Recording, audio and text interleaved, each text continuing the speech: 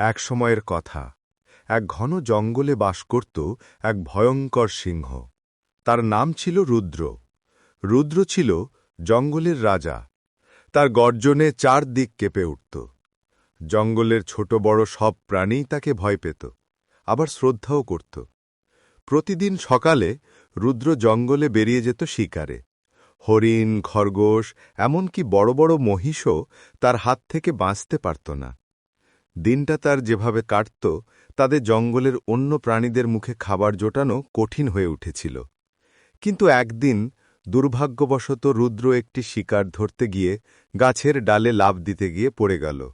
তার পায়ে ব্যথা পেল, আর শরীরটাও দুর্বল হয়ে পড়ল। কয়েকদিন না খেয়ে সে গুহার ভেতরে শুয়ে থাকল। কেউ তাকে সাহায্য করতে সাহস পেল না। ধীরে ধীরে তার ক্ষুধা বেড়ে চলল।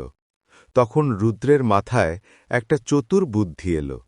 সে ভাবল, আমি যদি গুহার মুখে শুয়ে থাকি আর অসুস্থের ভান করি, তাহলে কেউ না কেউ আমাকে দেখতে আসবেই। তখন তাকে ধরেই খাব।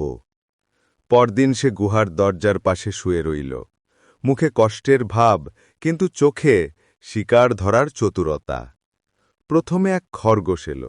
সে বলল, রাজামশাই, শুনেছি আপনি অসুস্থ, দেখতে এসেছি। রুদ্র দুর্বল গলায় বলল, এসো খরগোশ ভাই, এসো কাছে, তোমার সঙ্গে একটু কথা বলবো। খরগোশ নির্দ্বিধায় গুহায় ঢুকল। মুহূর্তের মধ্যেই রুদ্র লাফিয়ে উঠে তাকে ধরে ফেলল। সেদিনের খাবার মিলল। তারপর একে একে হরিণ, ছাগল, এমনকি এক বোকা বানরও এসে গুহায় ঢুকল। কেউ আর ফিরে গেল না। জঙ্গলে সবাই ভাবল, সিংহের অবস্থা বুঝি খুব খারাপ, তাই কেউ বেরোচ্ছে না। একদিন চতুর শিয়াল নন্দু ঠিক করল সেও গিয়ে দেখে আসবে রাজামশাইকে। কিন্তু নন্দু ছিল অনেক বুদ্ধিমান। সে দূর থেকে গুহার সামনে গিয়ে দাঁড়াল, চারদিকে ভালো করে লক্ষ্য করল। গুহার সামনে অনেক পশুর পায়ের দাগ আছে, কিন্তু কোনো দাগ গুহা থেকে বাইরে আসেনি। শেয়াল ভাবল,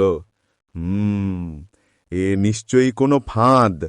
তবু ভদ্রতার জন্যে গুহার দিকে চিৎকার করে বলল, রাজামশাই, আপনি কি আছেন ভিতরে? গুহার ভেতর থেকে সিংহ রুদ্র দুর্বল গলায় বলল, হ্যাঁ নন্দু, এসো ভিতরে। আমার শরীর খুব খারাপ, তুমি এলে খুব ভালো লাগবে। নন্দু বলল, রাজামশাই, আমি খুব খুশি যে আপনি এখনো কথা বলতে পারেন, কিন্তু একটা কথা বলুন, আপনার গুহার সামনে যতগুলো পশু এসেছে কেউই ফিরে যায়নি কেন? তাদের পায়ের দাগ তো শুধু ভিতরে ঢোকার। রুদ্র বুঝতে পারল তার চালাকি ধরা পড়ে গেছে। তবু সে বলল, ওরা সবাই ভিতরে বসে বিশ্রাম নিচ্ছে, তুমিও এসো। নন্দু হেসে বলল, রাজামশাই, আমি কিন্তু এতটা বোকা নই। জঙ্গলের সবাই বলে আপনি জ্ঞানী, কিন্তু আজ বুঝলাম আসলে আপনি বুদ্ধিমান নন, কেবল শক্তিশালী। শক্তি দিয়ে সব জয় হয় না, বুদ্ধি লাগলে তবেই জীবন বাঁচে।